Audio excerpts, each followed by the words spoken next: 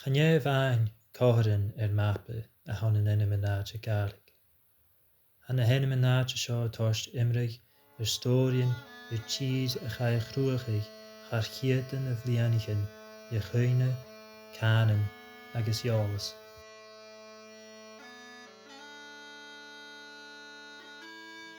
Hanna henimináide seo an nniuchtrichin gus a bhí tuigsin fiastan na tíide dúchas na cairsnachcin agus díalib echtrial I eolas acal le muintir an áte an an óran, stórian agus cónraigh.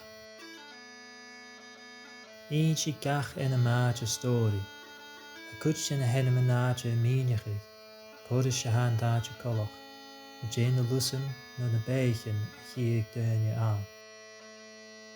Ha cuid eile mar chuinechin daine bheit fudach an, is na dáin bethe bhachca. An na henimináide a torscein ceall rys an jaran. A ta torscein sealadh in dói an sa rá na ginealich na galamh a lévich na tíre. Has sin na cur fócus dachi, agus leis a fráideacht seo has sin na cur dealbharach, dúchas agus coine sa chuirsnach go chéile gus ara a thucar gan na henimináide san scír a bhic seo a ggéaltach.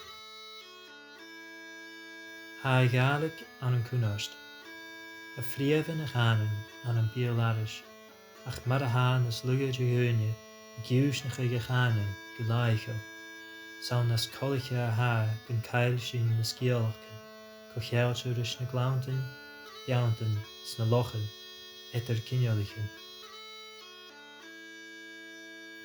An láindiú, channeil daine gopar an jaran mar a bhá, agus mar sin, channeil daine giúsach ag na enimináide mar a bhá.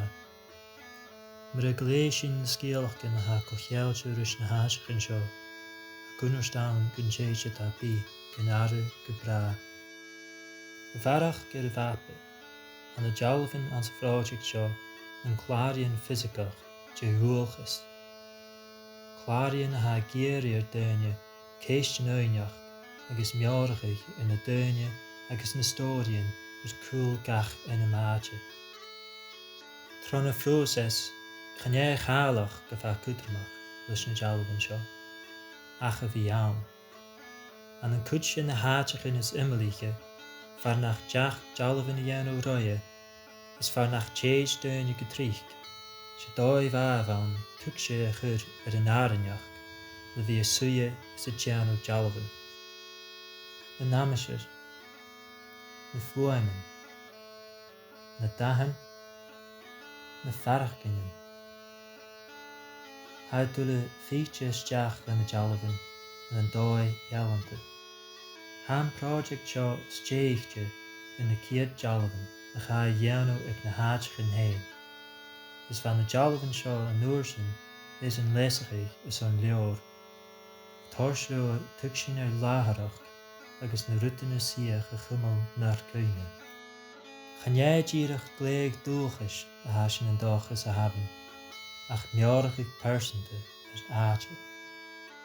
Mar a chí sinne, mar a cháisiche sin troie, mar a ní sin dealbh sa go cheann há, mar a chuinige sin